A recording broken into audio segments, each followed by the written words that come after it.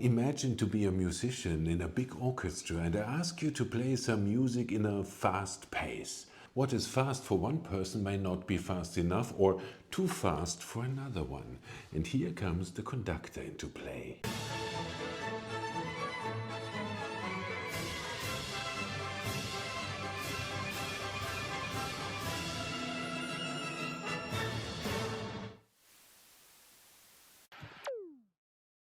Good morning, good evening, good night, wherever you are, welcome. In one of my last videos, the reaction video about Nessun dorma, many of the video creators wondered what the job of a conductor actually might be. If a conductor is necessary at all.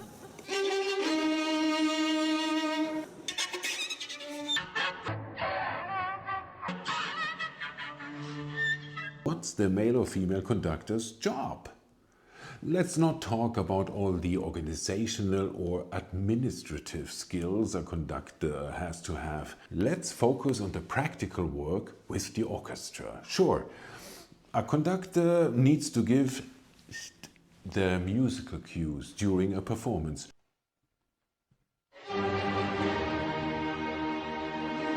But that's just one small part of the job.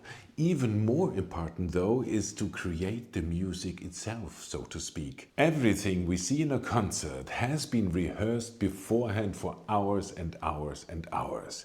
This is where the dynamics arise. This is where the shades of colors are carefully mixed together. This is where the subtle balance between instrument groups like strings, woodwinds or percussions is adjusted. When during a concert the conductor steps in front of the orchestra, it's just a matter of reminding the musicians of what was worked out together in the rehearsal hall and inspiring them to perform at their best, to get 80 musicians or 120 to perform at their absolute best exactly when it matters most. Let's see what some real experts and not some dilettante like me has to say about conducting. He has to know exactly what he's doing. From the point of view of the composer, first of all, and to be in complete command of the forces he has in front of him. He has to convince the men and women who are playing in the orchestra that if there are 6, 7, 8, or 80, 90, or 150, he knows more than all of them put together. All right, the first part is quite clear. The conductor needs to know everything about the piece they are going to rehearse or perform. No surprise here.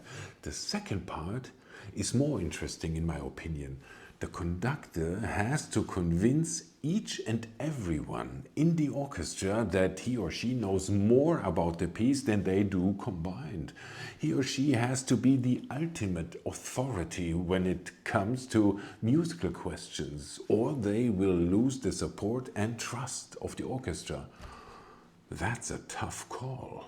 And all of this while he keeps an absolutely firm hand, an autocratically firm hand. Sure, that's one way to do it, but there are other approaches as well. Listen, for example, how Sir Thomas Beecham handled orchestra rehearsals. There's only one way to rehearse an orchestral piece, which is what I do. What's that? I take either a Mozart symphony or a Strauss tone poem. I play the whole thing through from beginning to end without a stop. The whole blessed thing. The orchestra makes a few mistakes, naturally. I played through a second time. The orchestra makes no mistakes. I then just take a few little difficult parts. I pinpoint them.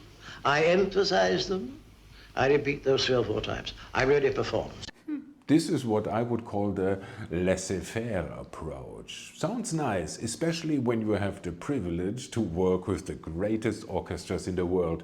They are so good that you don't have to give them much input in order to achieve your goals. There is a third approach, charming the orchestra, flirting with them, seducting them. Wie kriege ich die Leute rum, dass sie machen, was ich will, ne? Und da hatte er, das sieht man ja an diesem Probenfilm aus Stuttgart, einen hinreißenden Charme. Glauben Sie an Gespenster? Das ist sehr gut. Es ist für die Ouvertüre wichtig. Für die Länge der Ouvertüre glauben Sie bitte an Gespenster. Ja? Er hat für jede Phrase ein Bild geschaffen. Er hat diese Bilder dann so formuliert vor dem Orchester, dass der Orchestermusiker eigentlich gar nicht mehr anders spielen konnte. What we heard here is how to deal with or how to manage the orchestra. But what about ideas? What has to happen even before the very first rehearsal? That what comes out is something that he's listening to in his head just before it happens. And with his ears, he's listening to whether it's actually happening the way he wants it to be. Now, that's only the beginning. Okay, the conductor needs to have the whole musical painting in his head even before the first rehearsal. Makes sense. And to enforce this theoretical musical painting become real can be a lot of work, as for example Sir John Barbirolli can attest to. Now, remember, shh. And the B wants to be much shorter. There's some long note somewhere. A place.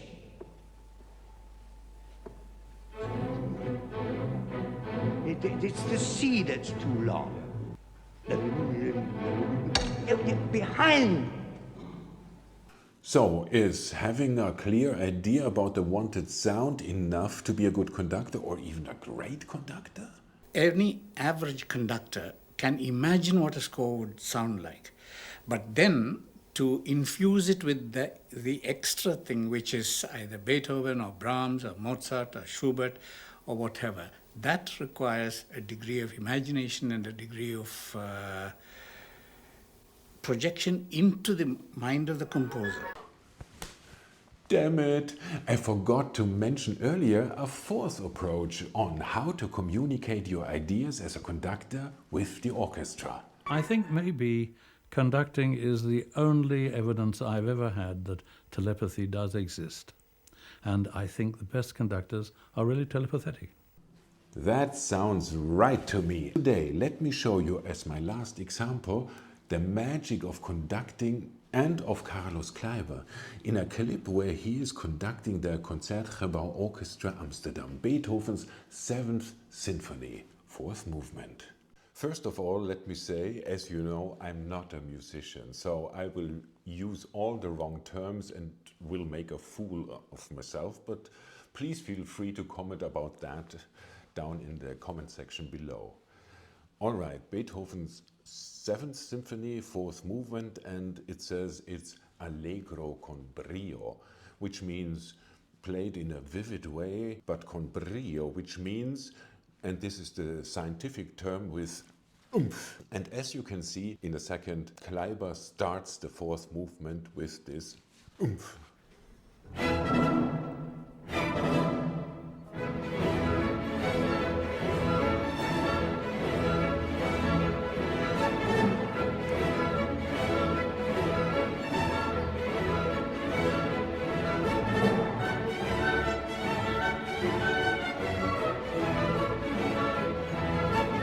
Remember what we have been talking before about inspiration and reminding the musicians what has been rehearsed together.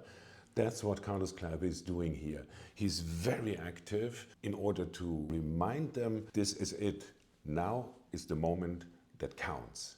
So he gives everything here, and at the same time his movements suggest to the musicians to keep it, let's say, swinging.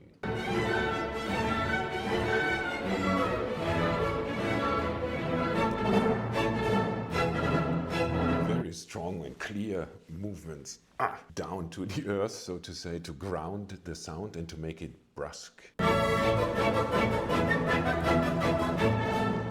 This is what I love about Kleiber. When he's conducting an orchestra, he always, most of the time, has this smile on his face. He's so happy to be surrounded by the sound. The orchestra and he are together creating.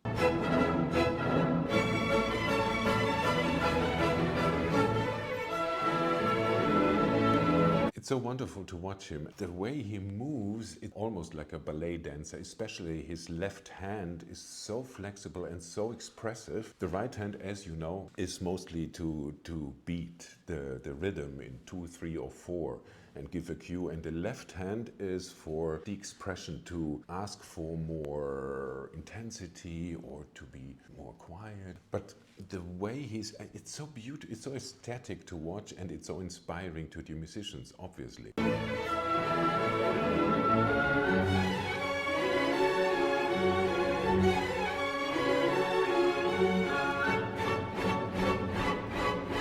Very little movement here from his hand, but very distinct and very clear.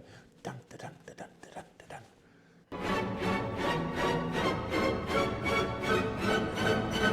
How he pushes them forward. Go, go, go, go.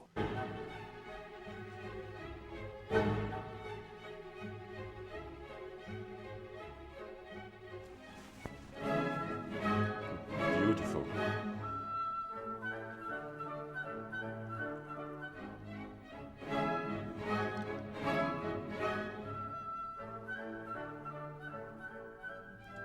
Now he's preparing a crescendo, and in order to do that, he has to start really low, and then he will build up and...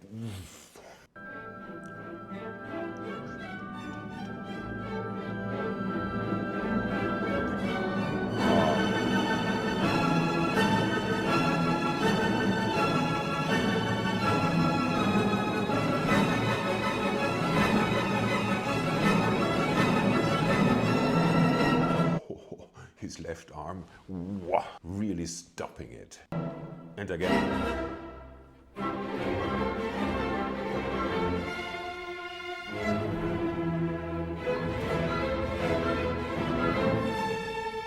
You have to see this. This is so Kleiber.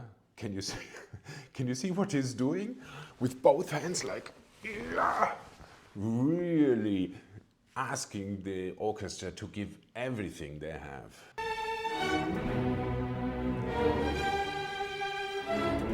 His movements, they are way above his shoulders, way above his head sometimes. He's really grabbing the sky, so to say, and pushing down. Wow.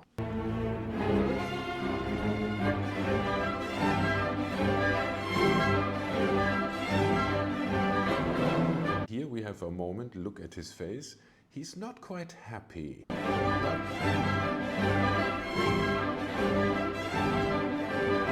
Here a reminder, come on guys, concentrate.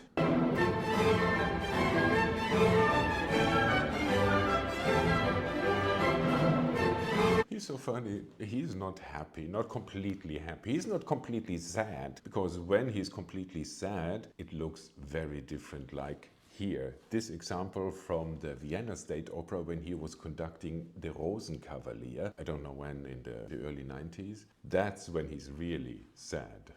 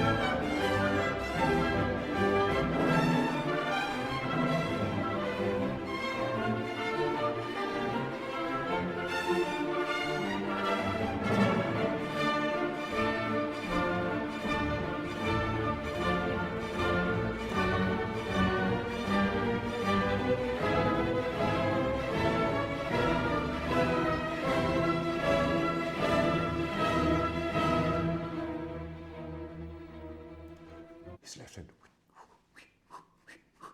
Fantastic.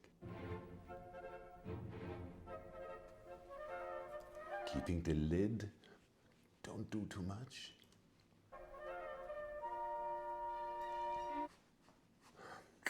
It's so expressive.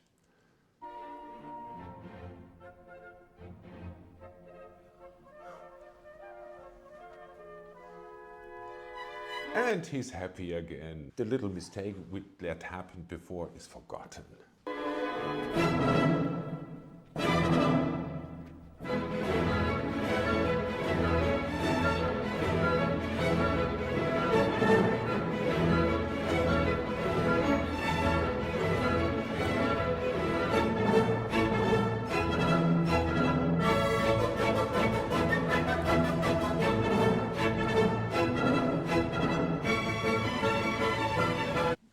Big wheel, come on guys, you're doing great, keep it going. And the mixture, he has sometimes such soft and sweet movements when he's conducting like that. Yeah, and then oh.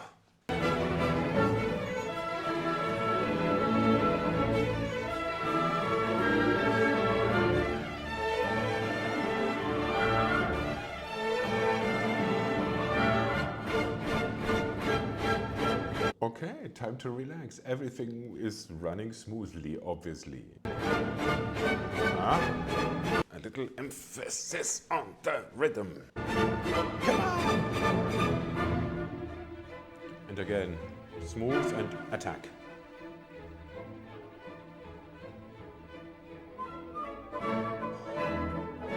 His left hand, look at his left hand. I go back a little bit.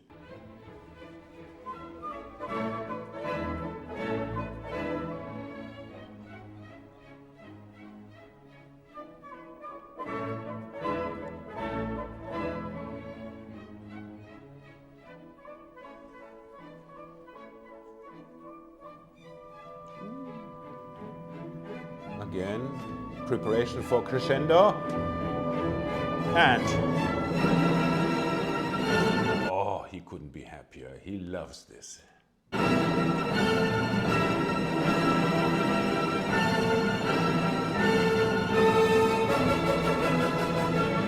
horn. Ba, ba, ba, ba, ba, ba, ba, ba.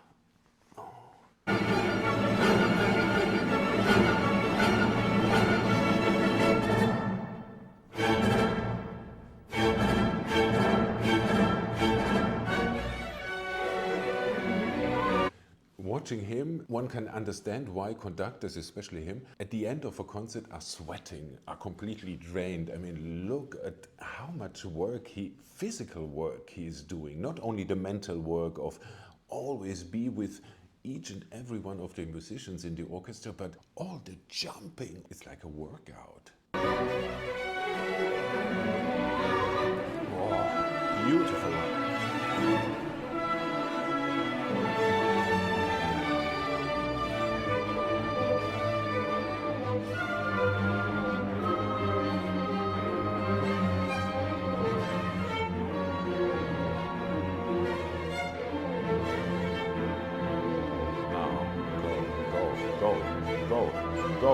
Go.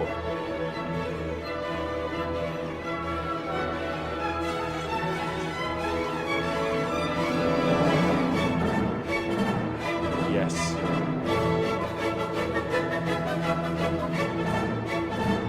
What a wonderful, wonderful posture he has when he's...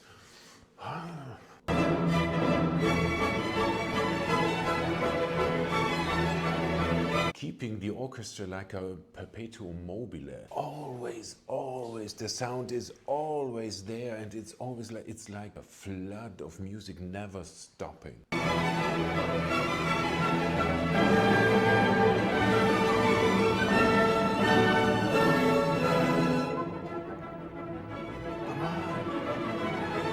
Look at this.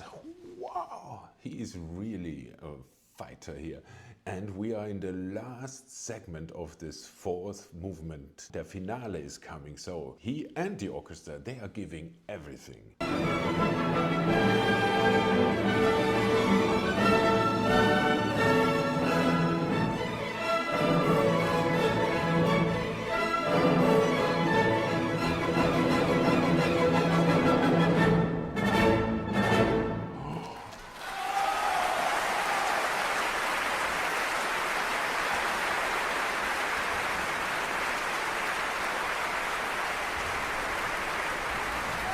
What a joy it is to watch him. These 8 minutes make clear why all the orchestras in the world were so keen of playing with him. Okay, I hear you. This channel is called That's Opera, and I didn't mention operas even once. But this video was meant to answer a more general question about conducting, and of course everything that has been said about the work a conductor is doing with the orchestra is transferable to the work he or she is doing with opera singers as well. Anyway, thank you for watching, and I hope to see you again next time when we will hear some great voices, I promise. Until then, please take care and ciao.